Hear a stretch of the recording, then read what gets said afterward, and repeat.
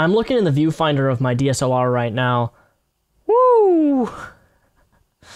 I got a Mexican stash growing here for No Shave November. Blah.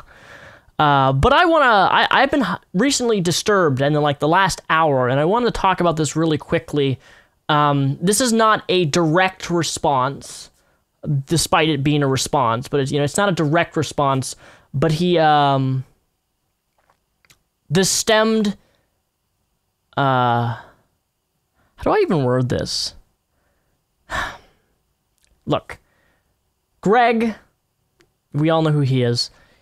He uploaded a video today that really was disturbing to me, and it's disturbing because I don't understand why someone, well, no, we do. He's a psychotic madman. We all know that. He's a crazy narcissist. We all know that. He's a brilliant troll. We all know that. Like, we all know why he does these things. But he uploaded a video today titled Fat, Skinny, or Healthy, in which on his website, his web form or whatever, there's like 19, 20-some pages of a form of just women who are posting their stomach, some cleavage, some girls are in panties, and they have like Onision Greg written on their stomach and stuff, and that's fine. Like, if people want to do that, that's fine. I don't have a problem with women doing that. You're free to do what you want with your body that you want as a woman or a man.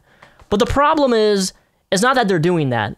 The problem is that he made a video basically rating these young adolescent teens. Let's be honest, they're teens. That's what they are. They're young girls for the most part, under age 18.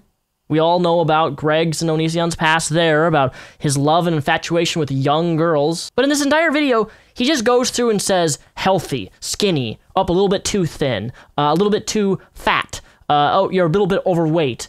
Oh yeah, you're just right. You're perfect. Oh my God, you're just beautiful. For like 4 to 5 minutes in length, and he just rates all of these women, which on a mental level, there's nothing wrong with thinking that a woman is too skinny, too chubby, too whatever. Like, in your head, that's fine. And I find the whole video just really bizarre, considering that he's a self-proclaimed feminist. He claims that he's a cis white male himself, and that, women are all the ones always oppressed and all that shit. Yet he's making a video literally telling women if they're fat, skinny, or perfect. Like, his opinion, like what he has to say about these girls, have value, and he does have value. That's the thing. That these girls who are giving him these photos, they are seeking, whether or not they admit this or not, they are seeking for a validation, which is ultimately what I want to talk about, is men or women seeking the validation of other people. You see, confidence is a hard thing to accomplish.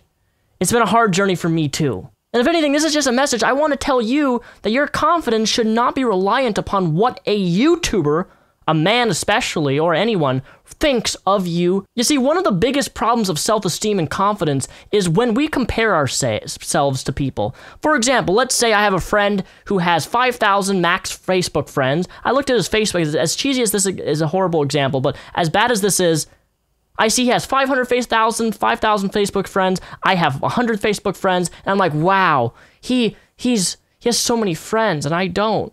I only have 5 friends. He has 5,000 friends on Facebook.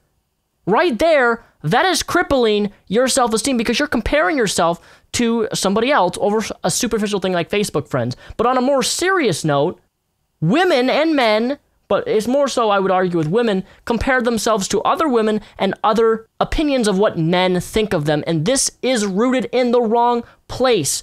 Your self-image as a person has to constantly be redefined and change in order for your confidence and your self-image to grow. One of the biggest things that pulls us away from building confidence is our skewed self-image of ourselves. And one of the things that I used to do is when I would fuck up or I'd do something stupid in the past, or I used to look a certain way or have my hair in a certain way, when I had big bowl cut, I would use that past experience, that past self-image of myself, and I would use that to justify and beat myself down currently, even though right now I'm doing so much better in my life than I ever have been before. But there are times in my life where I think about myself when I was 18, and I let that self-image of myself when I was 18, when my confidence was at all-time low, when I was depressed, when I had extreme anxiety, and I'd focus my self-image on those things, which results in a lack of confidence in my self-image now. Your self-image is what you should focus on, not the validation, not your identity that is rooted in what other people think. Yes, it is easier said than done. It's a continual process, a process that takes not just days, not just weeks, not just months, but years to get to the point of building confidence in yourself and not relying upon what other people say in order to feel that level of confidence, to feel that high self-esteem. Seeking validation of people in general will cripple you. It will make you feel worthless because people are fickle. And if people are fickle, why would their opinion of you remain consistent? Focusing on yourself and your own self-image is not a selfish act. It's something that you must do in order to grow and prosper for the rest of your life, especially when you get into your mid-20s. I realize that the teenage adolescent years is hard on a lot of young men and young women. But if I can say one piece of advice, and I'm not even an advice guru, but one piece of advice that I've learned is you cannot, do not, give people the power to destroy you. Because when you give them the power to make you feel happy or sad, specifically in regards to your body, seeking their validation, wanting them to tell you that you're super beautiful, super thin, you're just right, you're amazing and perfect, and they don't say that like Onision said to some of these women in his video, you're giving them power to define you. To define you as a person, to define what you think about yourself. You're giving them that power over you. Why would you want to give someone, any man or any woman, power over your own self-esteem? And I want you to think about that. And that's all I really want to say in this video. That's about it. I hope this can maybe make people realize the damage it can do to your self-esteem when your identity is rooted in what others think. Please don't do it. Maybe I'll make a video in the future going into more detail because I feel like I'm just this very surfaced.